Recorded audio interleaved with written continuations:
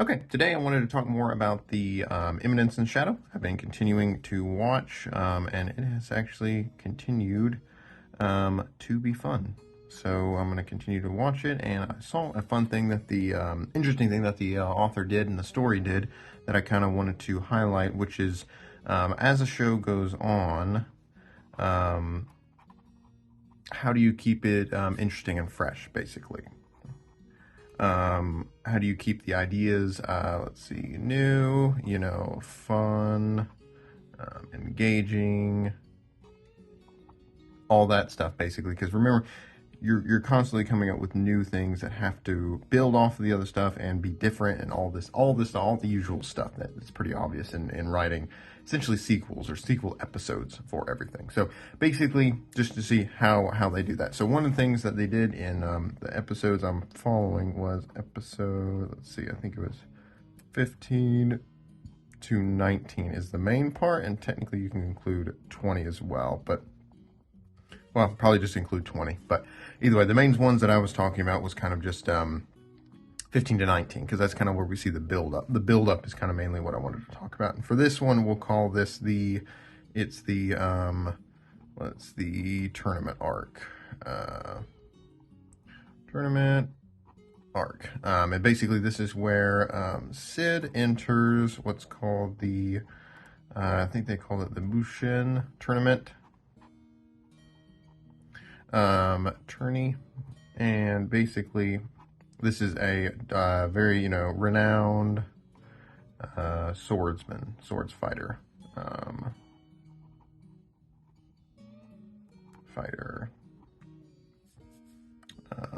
don't know, tournament. Okay, so what we've got here now is the reason why people love tournament arcs is because there's pretty clear scaling. So what I mean by scaling is in terms of these scales upward, basically in terms of intensity. It gives you easy plot explanation, basically. Oops, my tall in there. Plot explanation. So it's like, why are all these people here? How did they get here? Why are they fighting? Why fight? What is their goal?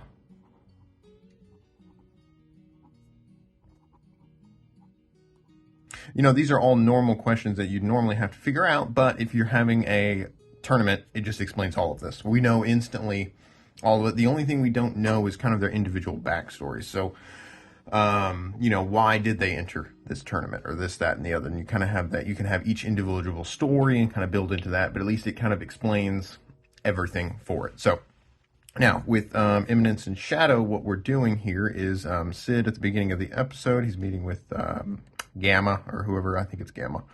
And basically, he recreates his persona as, let's see, Mundane, I think it's with two N's, and Mundane Man, which is a great name. And basically, he wants to look as much like an NPC as possible, basically. Kind of a ghoulish, dour looking fellow. You got eaten. There we go. Dour looking fellow. And what this does, the reason why he's doing this, is one, obviously, so he can, he's playing into expectations. Basically, he's underplaying expectations. So what we're going to do by doing this, of course, he gets a new look. He gets to reset expectations. Nobody expects anything from him, as in from the audience, and this is the audience inside the story. Basically, there's no expectations. There we go. No expectations. So this kind of gives us a free. It's kind of like playing in a game that you don't really care about. It's very, very freeing because we don't care the consequences. We don't care who wins, who loses. We're just there. So this is what he's entering. It also gives them a chance to kind of play up his play up his character and kind of act out and everything in that regard. Move some stuff over. There we go. kind of play it up from there. And then let's see. So, and then of course with the new tournament arc, we get to be introduced to some new characters, and this is one that the story has always done really well. Is revolving characters, basically. New characters, specifically new characters into the story. And so what the reason why we need to do this is because the story is written in such a way where the main character is completely overpowered, you kind of have to have new characters to kind of quote unquote challenge him, basically. We need to have some new expectations to subvert, some new people to be arrogant, some new people to not understand what's going on, in kind of that regard. So we introduce, let's see, who is it? It's Anne Rose. Anne Rose. She's the blue lady. They each have a different colored hair, of course. So what we have Anne Rose, and the way it's introduced is mundane man gets in a street fight with, we'll call him Scarface, or Scar Guy, not to avoid trademark. Scar Guy, he gets into a street fight, and of course he loses completely, because he's not really fighting at all. He has no interest in fighting Scar Guy, so he loses. But then Anna Rose realizes that after the fight, there's no wounds, which leads her to suspect that something is up, basically. And this is a great little interaction, more or less, because what it does is it really plays off of this kind of whole idea of the expectations and everything for it, and the inside joke. Essentially, this is all it's an inside secret, basically, and we, the audience, know the secret. We'll put it inside of a box. That seems like, there we go. We, the audience, of course, know the secret and everything, but nobody else does. So it's kind of, we get to sit on high and kind of know this secret and watch it play out and watch everyone kind of make these assumptions and kind of all this stuff and everything like that. But of course they don't know what's going on. They don't really know who Mundane Man is, and all they're doing is seeing this persona and trying to figure out what exactly is going on with it, and everything like that. So this is kind of what it works with through.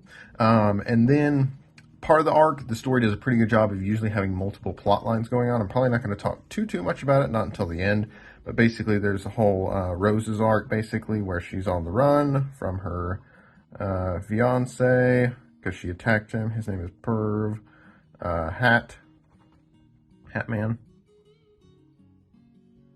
Perv Hatman. And basically this kind of plays out. So she's on the runs, but basically Sid kind of helps her, but kind of doesn't. But it just kind of plays into the kind of the harem aspect where she really likes him and he just has no idea because he doesn't care, because he's said he's worried about being an NPC. He doesn't really care anything about that. So, and then the next part, kind of, and like I said, I don't want to talk too much about it because the main point of this is the tournament arc for it. So the next section of the tournament arc is basically we are introduced to what I'll call the Gold Knight. I think his name is something else, but we'll call him the Gold Knight. He's undefeated.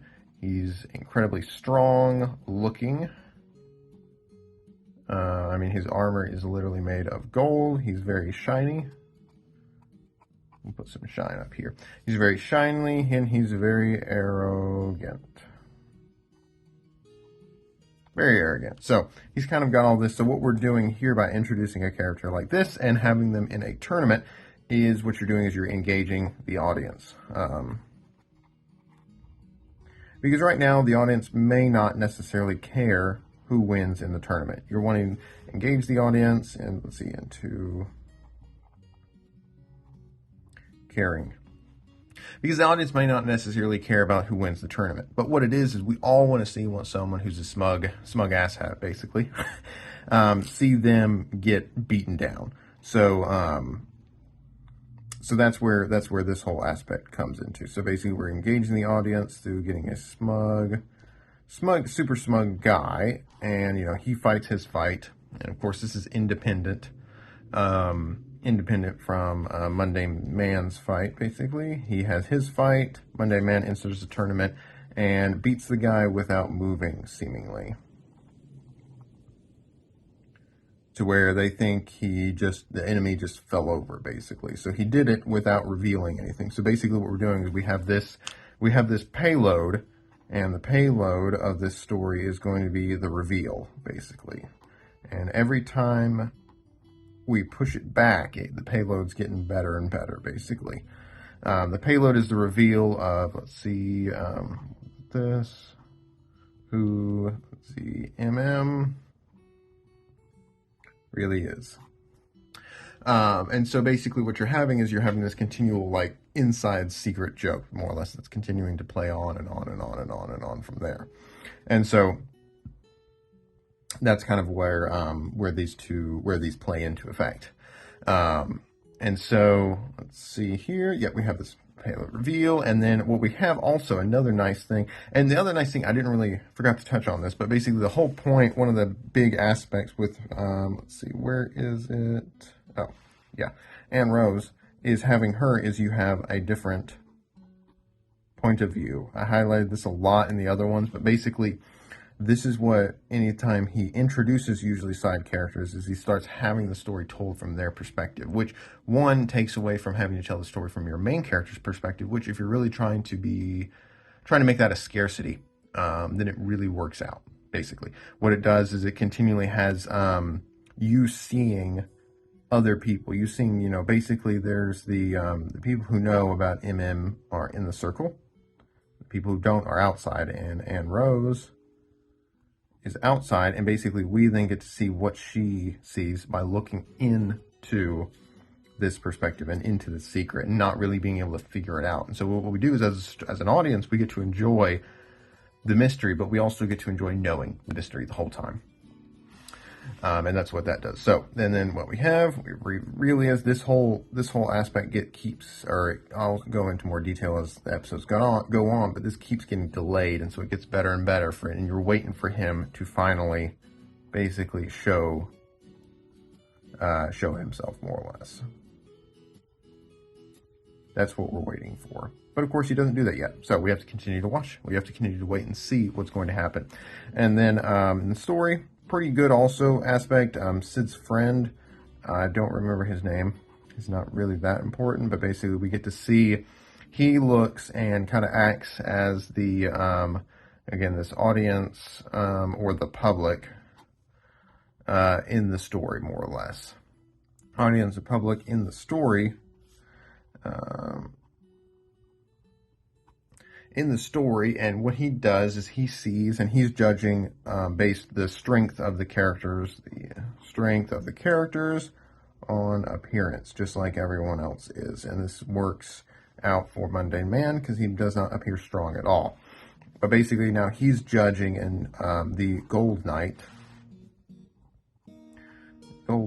to be very strong, basically. Very strong, very nice. So we're building this up. And so what this does is not only is he smug, but the pedestal for his strength and abilities and everything like that raises as well. So what we're doing is we are setting him up as a story technique. This sets him up for a bigger fall. So this is my symbol for sets up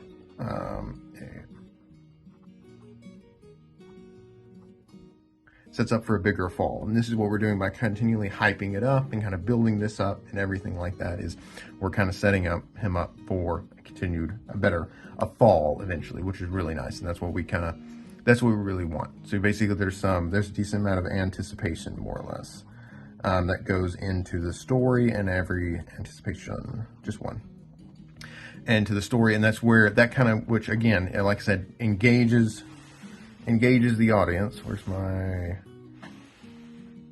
Oh, there we go. Engaging the audience. They want to see what happens.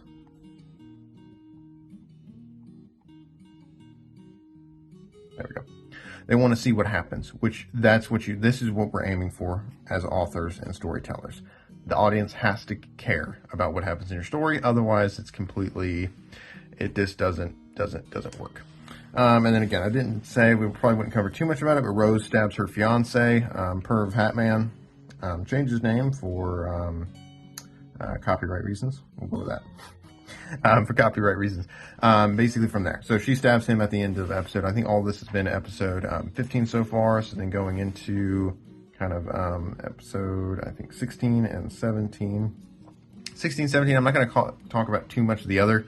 There's not really much of a side plots that go on too much, but I'm just not going to cover them too much because this is specifically kind of going about the tournament arc. But the short end is that the guy kind of has, usually it's 2.5 story arcs going. So basically we've got one is the tournament arc, and then 2 is Rose's journey. Call it her journey. And then the 0.5 is everything else. So we can have side character A, B, C, D, E, F, G, all the way from there. So this could be, for example, we're going to see stuff from Iris's past. We're going to see a little bit from Alexia's. We're going to see a little bit about Beatrix. All these kind of, it's maybe a bit more than a 0.5. Maybe it's like a 0.1 plus 0.1, you know, plus 1, plus 1, plus 1, or something like that. All these individual stories that are kind of playing in here. But basically what this does, this is always really good to do in terms, because it allows you to kind of create anticipation. It allows you also to build off of, build up your more slow moving arcs off of your fast ones. So basically, if you know you're round the corner and you see basically you're after someone, let's see, and you're chasing them, you know, down here, and here's the alleyway more or less. And we got buildings right here, we got buildings right here, and you go right here, and here's the evil guy with his evil little face right down here. And just as you're looking, just as you're about to look, we cut to a different story. You know, this is a pretty obvious example and pretty egregious one. You probably, I don't know, maybe you want to do this, maybe you don't, maybe it's a bit too much, but you cut to a different story. And what this does is basically the audience is now they're paying attention. And then once you cut to a different one, they're constantly waiting to see how this story runs into the other, basically, or see when this one ends and then it cuts over to the other, basically from there. And this allows you to kind of build up your more slow moving arcs with the faster paced ones. So basically what we're able to do here is we're able to have this kind of build up, and basically build up of, let's see, build up of Rose, and then we're able to contrast it with a tournament so we can have some fighting. This is kind of like a brute level, low level understanding of what's going on here, basically. So what we're having is a lot of, up here with Rose, we're having, you know, backstory, emotions, you know, emotional journey, all this stuff. And here we have the fights, basically. The fights, you know, the secret, that whole secret aspect, basically, I was saying, kind of like acts like a secret inside joke. Inside secret. And these two stories can really build off of each other, basically. And at some point, you know, I'll go ahead and spoil it, they're going to collide, more or less. But basically, from the initial part, we can kind of see these two kind of going from there. Let's see. And then, yeah, let's see. So then the tournament arc continues, basically. So we have all of this stuff going on with Rose and her backstory, and that's all that's going on. But basically, and then we have a tournament fight, the next tournament fight between Gold Knight and Mundane Man. And kind of what it does is, again, I've said we're building up towards this bigger fall, and then we're doing that in several ways. This this is kind of the main one where we're building up the Gold Knight kind of to be perceived as strong, which is, in a lot of ways, it's kind of the same as being strong, because technically you could have a character that is just perceived as being strong but never actually makes it in, and it kind of does the same thing for the story. But basically kind of what we're aiming for, here's the median strength.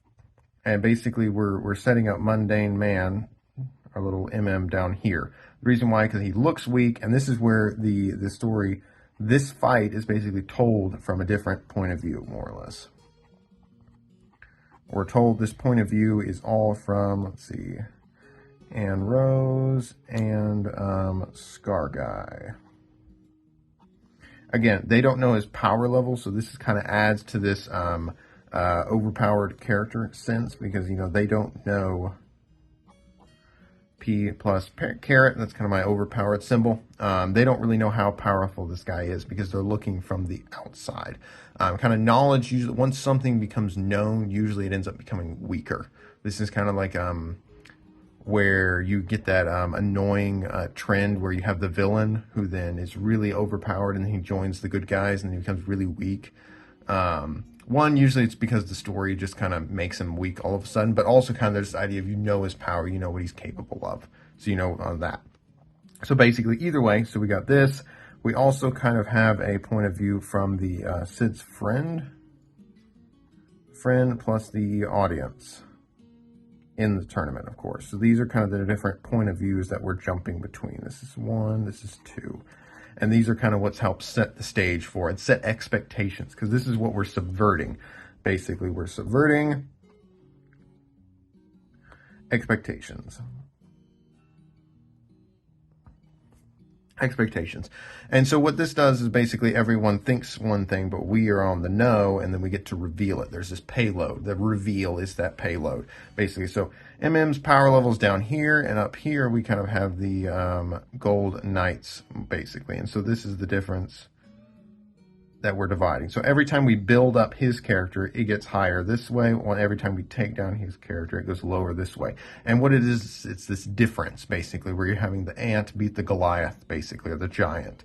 And it just makes a better, you know, it makes a better story in terms of subverting the odds against the odds and everything like that. And it just really, it kind of makes it pack a much more serious punch, basically, from there. And let me see. Yeah, and this is kind of where the, kind of, again, we're building this off of the, I think in the beginning, the way the episode's laid out is we had a whole lot of Rose backstory for the beginning part, and then finally we're getting, in the middle, maybe we're getting to this fight in the gold, with Gold Knight and everything, and then the way the fight actually takes place, you know, it's pretty straightforward, nothing crazy here. Usually there's an attack, and then he dodges it, and then MM dodges, so GK... attacks, MM dodges it, and then he unsheaths his sword really slowly, which is pretty, kind of just for comedic effect, but basically it's still kind of playing into this idea. Remember, he's playing the fool, basically. But once the fool outsmarts you, who is the fool? Because basically he's playing himself up as a fool and how dumb and how bad and how everything is. But then if he beats you, then that means that you are even worse than him. And that's kind of what it's playing off of, this kind of, these odds, basically. You know, every time he, you know, barely dodges or everything, he's seemingly much weaker from here. And then basically, then GK does a super attack. And completely fails. And then is defeated, basically. But again, no one really knows how, basically.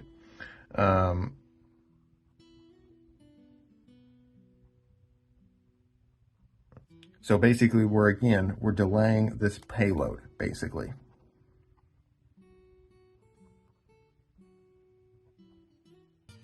There we go. We're delaying the payload. We're continually pushing this back with the goal in mind that it's going to pay off down the road. It's going to pay off. It's going to pay off in a later episode, and we're continually waiting. And because also we've got this tournament arc. We have this very clear tiered system.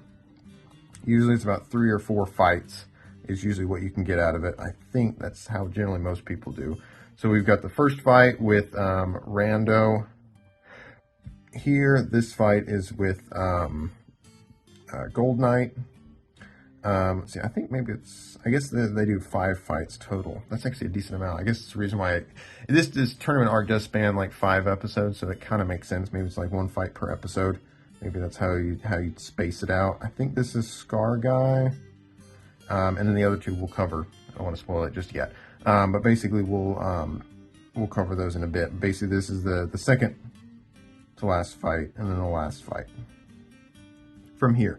But basically, it's this continual building until the reveal happens, which it happens towards the end.